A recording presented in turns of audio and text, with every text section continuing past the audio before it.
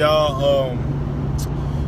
It's Christmas break. I finished my finals. Dang, he moving. But yeah, it's Christmas break. I'm on my way back home. I've been on the road for about 3 hours. Probably got 3 more hours left to go. But as I was driving, I was just thinking about other athletes who want to get offers to go. Athletes in high school who want to get offers to get into college, who wants to get scholarships. Now, being a track athlete, there's a lot of things that people don't tell you that you need to do, especially a lot of high school coaches. They don't give you the information that you need in order to get the results that you want. Now, starting off, just 2 things you need to do. You need to make an NCSA account, which this account allows you to get contact information from college coaches, and it allows college coaches to get in contact with you. This is one of the main sources that they use. They use Twitter as well. Now, what you need to do is, if you don't have a Twitter, create a Twitter. If you do have a Twitter, make sure you get on your Twitter. Make sure you take everything inappropriate off of your page. You want to have a very clean social media page. This goes for all social medias. Now, whenever you do get into college, you can relax a whole lot more. But me in general, I like having a clean social media, just because.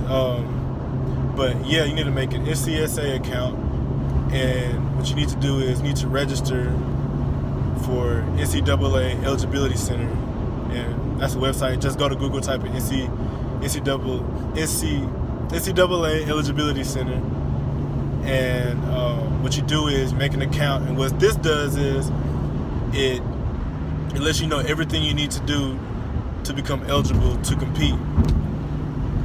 And yeah, once you do this, basically you're registered to be an NCAA athlete. But yeah, do those 2. Now, as far as you looking for other schools, you have an NCSA account. This helps you. But honestly, you being a track athlete, how track works is people who are interested in you are going to find out who you are regardless, based off of time. So what you do as an individual, make sure your grades are good.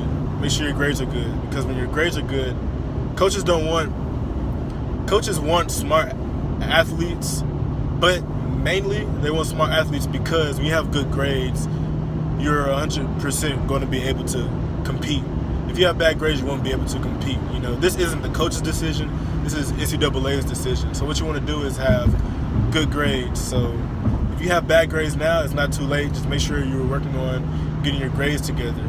So once you make sure you have your good grades, what you want to make sure what you're doing is you go online and you go to mousesplit.com or athletic.net, and you're staying consistent with where you're ranked at with your track records. Because what you want to do is you want to make sure, and you want to compete with people without competing with them. And you can do this by trying to beat people's times who are ranked higher than you. This is how you compete 24/7. Like, this is how you compete without even having to race. This is what I did in my college recruiting, because I knew that there were people faster than me that were getting offers. So what I was doing was, I was like, what times are they running?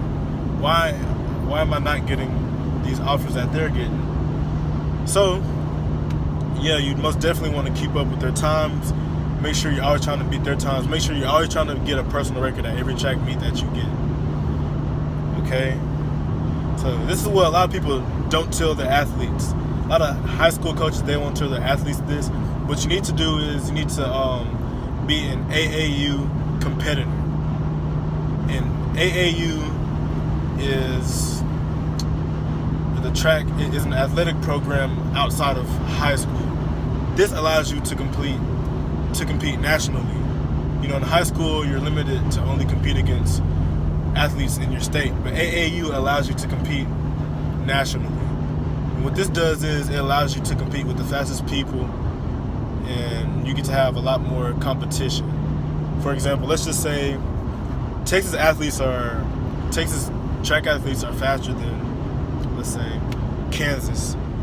So what this allows, if you were to be in Kansas, this allows you to compete against athletes in Texas to actually see where you're really at. Because if you're competing in Texas all the time, in Kansas all the time, and you're always winning, you're not really doing yourself a favor because you're comfortable.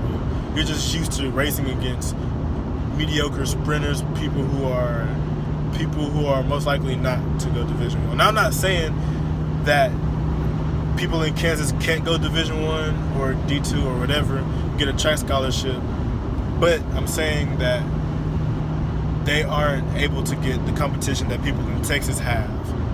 So what you want to do is you want to most definitely try to get into competing for AAU.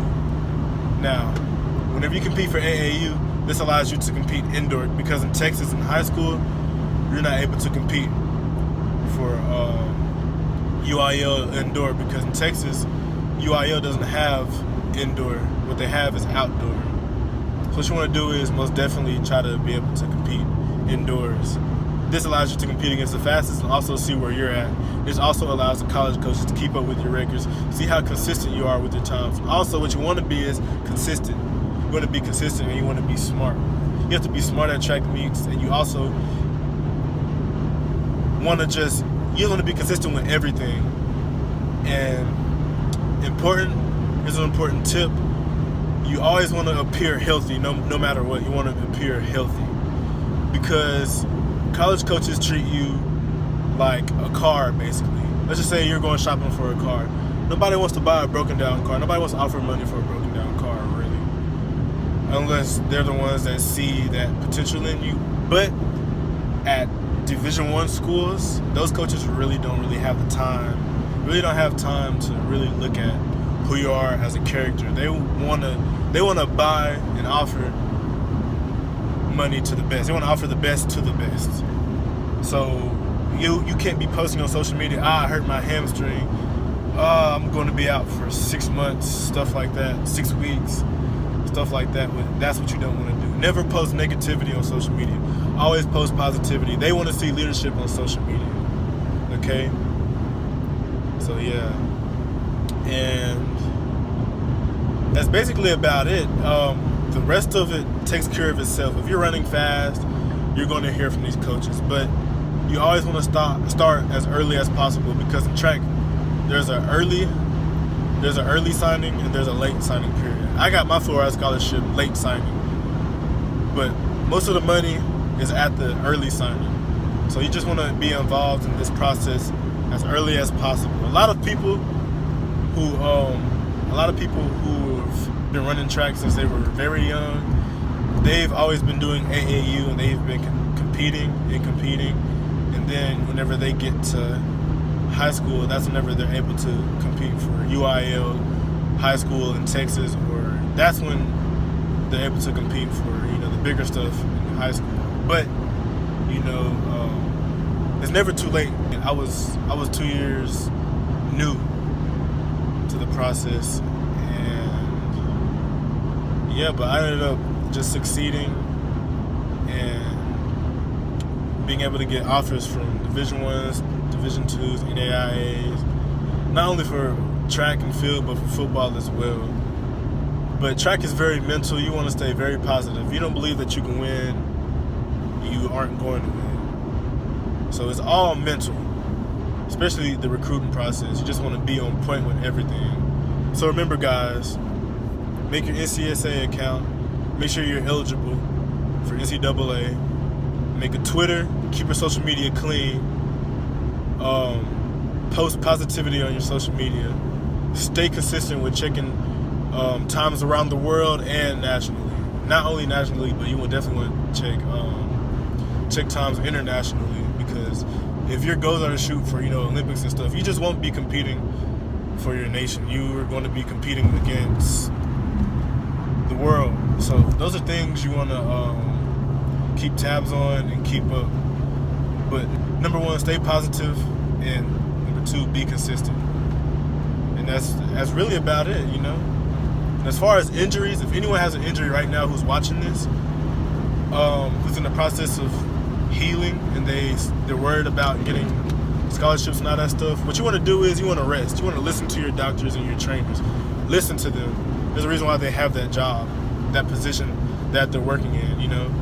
So listen to them, be patient, be smart, don't rush anything or you'll hurt yourself. And listen to everything that they're telling you. And be consistent with your healing process. If they tell you to stretch, or if they tell you little exercises to do those. Do those. If they tell you to take certain medicines to get a certain amount of rest, do that. All that is important. You want to be consistent. Consistency is the key. Consistency and positivity are honestly the two best keys to being a successful athlete. And you know, not only to get offers, but to be a successful athlete. So yeah. But I hope this video helped y'all out. Please leave a thumbs up, subscribe. This is a new YouTube channel for me. Actually, it's old, but I'm just now putting content on it. I'm actually using it and uploading things. So please help me out, you know. Share this video to those who you believe need help, you know. I hope this video helped you out. And yeah, thanks for watching. Y'all have a good day. And check out the other funny videos that I got on my channel as well. But yeah, man, wish y'all the best. Good luck.